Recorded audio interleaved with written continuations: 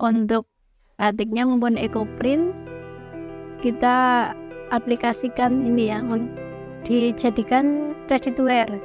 Jadi untuk kayak dibuat baju, buat kaos, outer maupun topi-topi yang fashionable. Jadi anak-anak muda lebih suka ya yang ready to wear. Kan kalau zaman sekarang males lah untuk jahit-jahit. Banyak senengnya beli ya yang udah ada, dicoba kok bagus, kok cocok gitu dibeli itu untuk baik untuk acara formal maupun non formal. Assalamualaikum warahmatullahi wabarakatuh. Perkenalkan, nama saya Hastin Atas Asih. Saya salah satu pengrajin di daerah Projo dengan nama brand kami yaitu Batik Arimbi. Kami memproduksi batik tulis, batik cap, dan juga ekoprint. Kemudian kami juga buat produk turunannya seperti topi, baju, kaos, dan lain-lain. Kalau Arimbi sendiri ini karena kan kalau batik itu banyak yang memakai nama-nama apa ya, kayak nama-nama klasik dari wayang gitu ya. Itu ya anak ide kami ya, tiba-tiba aja pengen batik Arimbi aja gitu. Akhirnya kami namakan brand kami dengan Batik Arimbi. Itu berawal dari tahun 2016. Kebetulan kami mendapatkan pelatihan dari Dinas Perindustrian dan Tenaga Kerja Kabupaten Projo. Waktu itu kami mendapat pelatihan batik tulis. Kami ada beberapa ibu-ibu ya dari desa Kedung Kamal ini. Dulu ada 16 orang yang mendapat pelatihan batik tulis. Setelah itu batik kami kembangkan. Kami kembangkan kami mencoba menawarkan batik kita dari mulut ke mulut. Kemudian pertama kali dari perangkat desa Kedung Kamal kami tawarkan untuk memakai seragam batik. Alhamdulillah mereka berkenan, kemudian memesan batik kami. Setelah itu alhamdulillah dari instansi juga ada ya pemesanan, kemudian dari masyarakat sekitar ada pemesan juga batik-batik tulis maupun batik cap. Batik kami, Batik Arimbi, itu ciri khasnya kami mengutamakan batik dengan ciri khas Kabupaten Projo ya. Kami mengaplikasikan batik kami dengan motif ikon-ikon dari Projo, misalnya buah-buahan dari Projo seperti manggis, terus durian, kemudian ada beduk juga itu ya ikon kota Projo ya. Kami aplikasikan ke batik seperti ini contohnya. Ini ada motifnya, ada beduknya, ada manggisnya. Kalau ini kaung, jadi kami aplikasikan batik-batik klasik dengan ikon-ikon kota Projo. Jadi kalau batik itu kadang cuaca juga mempengaruhi. Misalnya kalau pas pewarnaan ya, kalau hujan itu kita nggak bisa warna. Soalnya kadang kalau pewarnaan itu kan kita butuh matahari, sinar matahari untuk pengeringan, oksidasi dan lain-lain. Jadi kalau pas hujan ya otomatis terkendala. Misalnya ada pemesanan agak banyak terpending gitu, kita tunda. Kemudian untuk bahan juga ya, untuk bahan itu di Projo belum ada. Jadi kami membeli bahan-bahan batik terutama kain, ada pewarna itu kita ke Jogja. Kita menggunakan kan ada kalau batik ada beberapa teknik ya Mbak ya. Untuk tekniknya kita menggunakan teknik yang pewarnaan remasol. Jadi untuk pewarnaan remasol sendiri, teknik dari pertama kali kita menggambar motif di kain. Setelah digambar kemudian kita canting. Setelah penyandingan jadi, kalau untuk nyanding itu tergantung motif. Kalau motifnya banyak, full itu bisa beberapa hari. Kalau misalnya motifnya sedikit ya sehari 2 hari bisa lah. Setelah dicanting motifnya pada kain, kemudian ke tahap pewarnaan. Untuk pewarnaan sendiri ya ini cuaca harus cerah lah seperti ini, soalnya kita butuh sinar nanti untuk biar kering ya. Kalau setelah pewarnaan kan nanti ada kayak penguncian warna. Nah, sebelum dikunci kan kondisi kain ini harus benar-benar kering. Soalnya kalau belum kering kita kunci dengan water gas nanti luntur. Ya, jadi setelah kering baru kita ke tahap penguncian warna. Setelah penguncian warna kita diamkan semalam. Kemudian setelah semalam kita diamkan, paginya kita cuci. Yang terakhir itu proses istilahnya lorot. Lorot itu merebus kain untuk membersihkan sisa-sisa malam. Jadi nanti setelah kita rebus, sisa-sisa malam ini akan berubah jadi putih, ininya hilang. Jadi halus, nggak kasar. Kalau ini kan kasar ya. Setelah kita rebus, jadi motifnya ini nanti jadi putih-putih seperti ini. Nah, setelah rebus nanti seperti ini, tidak kuning lagi. Dan warnanya seperti ini. Jadi karena dikunci, jadi warnanya sudah menyerap pada kain. Nggak bakalan luntur kalau ada penguncian warnanya itu benar-benar kuat. Jadi penguncian warnanya harus benar-benar kuat biar warnanya tidak luntur. Jadi menyerap di kain. Untuk proses sendiri kami biasanya berempat. Iya, soalnya untuk pewarnaan kalau sendiri repot ya.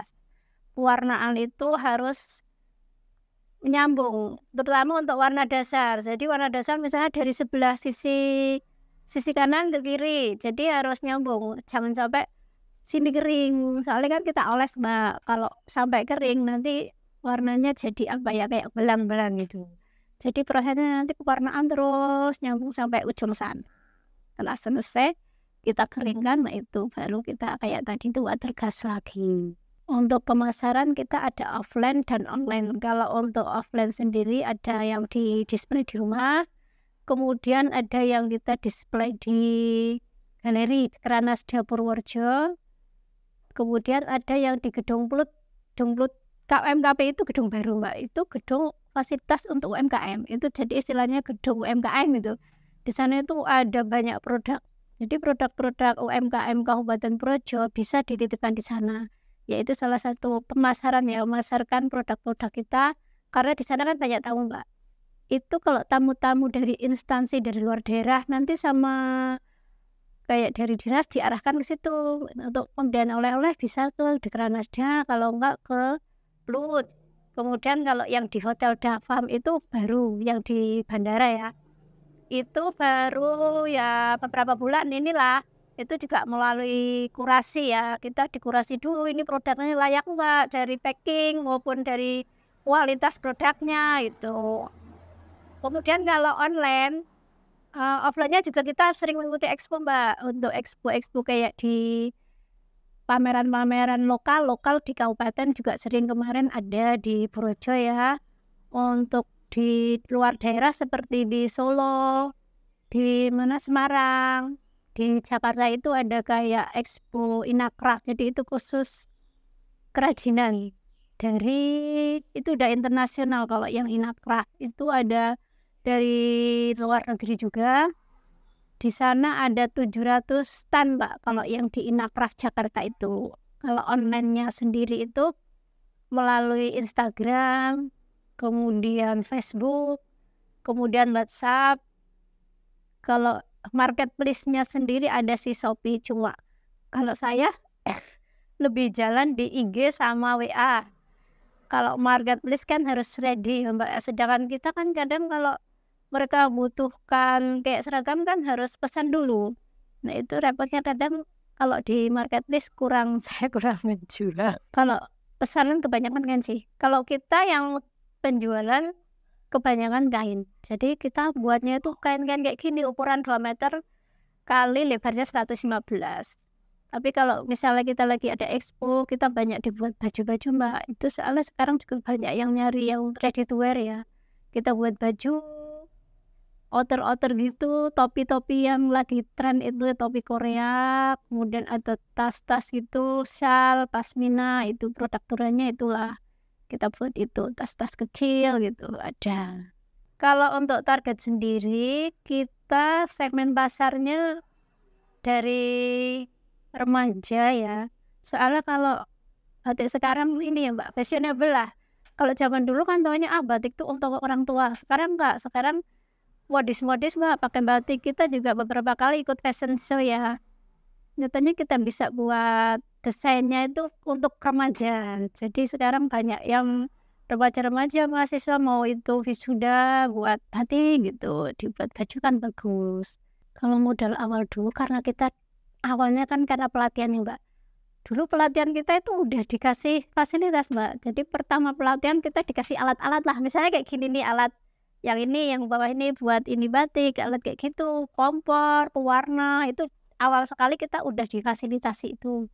Kan pas pelatihan nggak habis, kalau ini kan tentunya yang awet ya, beberapa tahun bisa kita gunakan. Kain kalau kain nah paling kita untuk awalnya kita beli kain, setelah selesai pelatihan kita beli kain, coba-coba untuk ditawar-tawarkan itu, ya paling kalau awal ya 15 jutaan sih awal dulu itu. Kalau omset tergantung pemesanan. Kalau misalnya kayak pas pemesanan dari instansi kan banyak yang mereka kadang satu kantor pernah pesan. Satu kantor pesan seragam, untuk seragam kantor itu kan ada yang 50 potong, itu jadi kan menaikkan omset ya. Kalau batik tulis kan kisaran harganya 300 ke atas Mbak kalau tulis. Kalau ini batik cap. Kalau batik cap itu 180-an ribu sampai 200 ya. Kalau batik tulis di atas 300. Kalau yang eco print yang warna alam itu yang dari daun-daun itu 300-an gitu terpotong. Itu kita daunnya masih banyak yang beli saya itu. Tapi sekarang udah menanam sendiri kayak daunnya masih asing ya. Kalau untuk kita yang belum kenal ekoprint gitu pasti asing, soalnya namanya daun Afrika, eukaliptus, daun lanang, kemudian truja. Saya pernah pertama kali juga kayak aneh, ini daun ada nggak di sekitar kita? Emang ternyata nggak ada Mbak. Jadi daun itu tuh nggak semua tempat itu bisa tumbuh gitu. Iya, saya jadi beli bibitnya, kemudian saya coba tanam, ya alhamdulillah ini sih tumbuh sih. Kalau basicnya saya batik tulis dan batik cap. Kesininya kan kalau ekoprint emang trendingnya baru tahun 2000-an dan 2018-an itu toh Mbak. Sebelumnya kan belum trending, sampai sekarang emang lagi booming, masih tren lah untuk ekoprint. Soalnya untuk ekoprint itu kayak prosesnya itu lebih cepat. Kalau ekoprint untuk awal saya pertama kali lihat ekoprint tuh di ini ya, di kayak di media sih ya. Kemudian saya tertarik pas itu ada workshop di Jogja, saya mengikuti workshop sekali, kemudian saya di rumah ya eksperimen lah buat sendiri gitu. Untuk kainnya sih sama Mbak, sama dengan kain ini, jenisnya Primissima, kita belanjanya di Jogja, jadi bisa digunakan untuk batik tulis juga ekoprint. Untuk daunnya waktu itu karena saya belum punya, beli kan online Mbak, daun-daun kayak gitu, daun langka lah, nggak bisa tumbuh di semua daerah. Jadi saya waktu pertama kali buat ekoprint untuk daun-daun saya beli, tapi kalau untuk yang daun jati carilah di sekitar ada daun jati juga bagus, warnanya itu ungu. Kemudian kesininya saya kembangkan sendiri, saya belajar otodidak lah, sering trial gitu kan, jadi tahu Mbak kekurangannya, kelebihannya, kekurangan, berarti ini kurang kayak gini gitu. Itu saya bisa membuat, kemudian saya produksi, saya online kan juga, alhamdulillah. Karena waktu itu emang tahun 2000-an itu emang lagi tren ya, sampai sekarang juga masih tren untuk ekoprint. Jadi penjualannya di Expo itu kalau di Inacraft itu yang tahun 2021 itu malah paling laku ekoprint dibandingkan batik tulis dan batik cap. Ekoprint omsetnya lebih tinggi waktu itu. Emang kita buat ini, jadi kita buat outer, buat topi, buat blus kayak ini outer ya. Banyak yang suka ready to wear-nya untuk ekoprint. Walaupun harganya sebenarnya dengan batik tulis seimbang. Kalau batik tulis pun 300, ini juga 300. Tapi karena lagi tren, banyak yang suka, itu juga ramah lingkungan karena dari alam semua. back to nature, jadi banyak yang suka. Proses pembuatan ekoprint. Kalau ekoprint itu bukan batik, itu masuknya wastra. Jadi kita orang awam kadang salah paham. Sebenarnya namanya batik itu yang menggunakan media malam lilin ya seperti ini. Jadi namanya batik itu harus menggunakan media lilin ini. Cuma batik cap sama batik tulis. Kalau ekoprint sendiri itu masuknya wastra, bukan batik. Jadi untuk ekoprint sendiri itu karena dari alam semua, baik motif dan warna. Untuk prosesnya pertama kali kita siapkan kain, kemudian daunnya udah siap, kainnya kita gelar di lantai. Setelah itu kita tata daunnya. Daun bisa kita manfaatkan di sekitar, yang bisa kita manfaatkan misalnya daun jati ataupun pakis-pakisan itu yang menempel di di dinding bata-bata itulah, ada yang pakis-pakis. Kemudian daun pepaya Jepang itu bisa kita manfaatkan, kemudian kita tata di kain sesuai imajinasi kita. Pokoknya mau buat motif atau acak itu nanti bagus juga, yang penting penuh. Kalau saya lebih suka penuh, nanti jadi bagus hasilnya. Setelah kita tata, kemudian kita digulung kainnya, atasnya dilapisi plastik. Atasnya ada plastiknya, kita gulung agak kencang, ya kencang sih. Kemudian setelah sampai ujung gulungan selesai, kita lipat 3 lipatan, kemudian kita ikat. Pokoknya kain dalam kondisi terbungkus plastik tadi, kita ikat kencang, kemudian kita siapkan dandang untuk mengukus kain tadi. Kita kukus maksimal 2 jam ya. Kita maksimalkan supaya jejaknya nanti lebih jelas dan warnanya lebih menyerap di kain. Setelah 2 jam, kita lepas talinya, kemudian kita angin-anginkan. Prosesnya seperti itu. Iya, kita angin-anginkan. Kita untuk lebih teroksidasi sebaiknya didiamkan 1 minggu baru kita cuci. Untuk batiknya maupun ekoprint kita aplikasikan ini ya, dijadikan ready to wear. Jadi untuk kayak dibuat baju, buat kaos, outer maupun topi-topi yang fashionable. Jadi anak-anak muda lebih suka ya yang ready to wear. Kan kalau zaman sekarang males lah untuk jahit-jahit. Banyak senengnya beli ya yang udah ada, dicoba kok bagus, kok cocok gitu, dibeli itu. Untuk baik untuk acara formal maupun non formal. Jadi ini pinter-pinter update. Saya biasanya ini suka nyari-nyari desain di itu aplikasi Pinterest. Itu kan banyak ya desain-desain di situ, kita bisa lihat desain di situ. Kemudian bahan-bahan yang ekoprint maupun batik kita buat baju, outer itu desainnya kita lihat dari Pinterest itu. Jadi banyak digemari anak muda. Kita ya harapannya bisa batik kami bisa terkenal di mancanegara, di Indonesia maupun luar negeri gitu. Dan digemari dari semua kalangan, baik remaja maupun orang tua, putra dan putri. Semoga batik Arimbi semakin eksis di kancah nasional maupun internasional. Kita semua untuk memulai usaha kita harus berani. Kita harus banyak bereksperimen ya. Bagaimana biar produk kita itu banyak digemari di masyarakat, baik remaja maupun orang tua, kalangan menengah maupun atas. Kita mengupdate terus batik kita, baik dari motif, menjaga kualitas produksi. Itu harus kualitas saya utamakannya, soalnya kalau kualitas nanti itu batiknya kok kualitasnya kurang bagus gitu kan, jangan sampai. Yang penting kualitas batik kita itu jangan sampai, misalnya dari kain saya usahakan dari yang katun primis, jadi kalau dipakai kan nyaman, adem. Untuk motifnya juga kita update biar kita ikuti tren-tren ya yang sedang digemari, trennya apa kita ikuti gitu Mbak. Pokoknya untuk usaha, untuk anak-anak muda kalau berusaha kita action dulu, jangan takut nanti laku atau enggak.